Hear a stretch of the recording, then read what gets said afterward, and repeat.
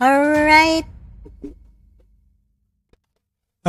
Alright guys, isang mapagpalang araw sa inyong lahat. Andito na naman ang ating road trip reaction video.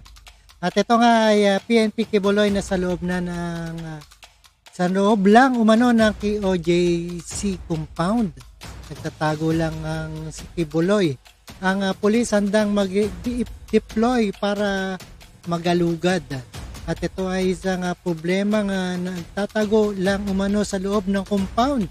Ang King of Jesus Christ of Buhangin, sa Buhangin, Davao City. For GTV, si Apollo Kibuloy batay sa impormasyon ng Philippine Police. Panoorin po natin guys ang buong detalye dito sa UNTV. And all over the do, let's go guys. Ganun siya. Ginagamit nila ang kanyang mga tao para i-shield siya. Based on the information that we have, we are inclined to really believe na nandyan siya. Naniniwala si Police Regional Office 11 Director, Police Brigadier General Nicolas Torre III na nasa loob lang ng compound ng Kingdom of Jesus Christ sa Buhangin, Davao City, ang leader ng grupo na si Apollo Kibuloy. Batay sa impormasyong nakuha ng Philippine National Police, may mga toldang nakatayo sa paligid ng compound. Bantay sarado umano ito ng mga miyembro ng KOJC na sinasabing ginagamit ng grupo bilang human shield. Pero sa Senate hearing noong August 5, sinabi ng abogado ni Kibuloy na si Attorney Israelito Torion na hindi nila itinatago ang religious leader. Imposible naman kung nandun talaga si pastor. May casing naman sila eh. Alam naman nila eh. Meron naman sila mga tao nandun sa gilid, nandun sa ilan yung tao nandun eh. Kinundina rin ng KOJC ang tila pagkakampo na ng mga pulis sa tapat ng kanilang compound na nila ay nagdudulot ng takot sa kanilang mga miyembro. Pero sagot ng pulisya, bahagi ito ng kanilang operasyon para mahuli si Kibuloy at 4 na iba pa na may warrant of arrest sa kasong human trafficking at sexual abuse. Sinabi rin ng Davao Regional Police na handa silang pasukin ng compound sa Buhangin kung papayagan ng pamunuan ng KOJC para patunayang hindi nila itinatago ang kanilang leader.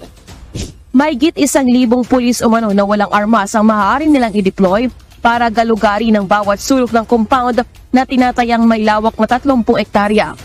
Sige, kung yan ang gusto nyo, that we play hide and seek in the 30-hectare property, papasukin nyo kami at ipapahanap ko si Mr. Kibuloy dyan sa loob nang walang violensya. Hindi ako magpapadala ng baril sa loob. Sige, mga tao kung naka-uniforme ng ganitong patrol shirt, unarmed, pagbigyan nyo, hanapin natin si Mr. Kibuloy dyan kung ayaw nyong ibigay ng kusa at dinideny nyo. Because ako ay naniniwala na nandyan sa loob. Pagtitiyak ni Torre, patuloy ang police manhunt operations hanggat hindi sumusuko si Kibuloy. Tao kung naka-uniforme ng ganitong patrol shirt, unarmed, pagbigyan nyo, hanapin natin si Mr. Kibuloy dyan kung ayaw nyong ibigay ng kusa at dinideny nyo. Because ako ay naniniwala na nandyan sa loob. Pagtitiyak ni Torre, patuloy ang police manhunt operations hanggat hindi sumusuko si Kibuloy at ang kanyang mga kapwa-akusado.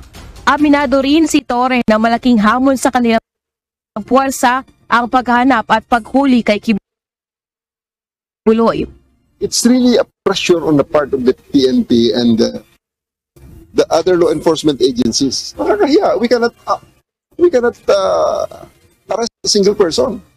Una nang nag-alok ang pamahalaan ng 10 million pesos na reward para sa ikadarakip ni Kibuloy habang tig 1 milyong pisong pabuya naman ang para sa 4 niyang co-accused. Lalaine Moreno, UNTV News and Rescue. Alright guys, napakinggan at napanood po natin dito sa UNTV. Kibuloy nasa loob lang ng umano ng KOJ at ayaw sumuko.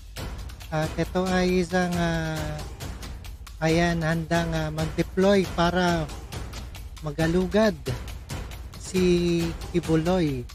Alright, maraming salamat sa panonood at pagkinig dito kay Road Trip and yes again sa ating reaction video. And peace out sa inyong lahat. At maraming salamat guys.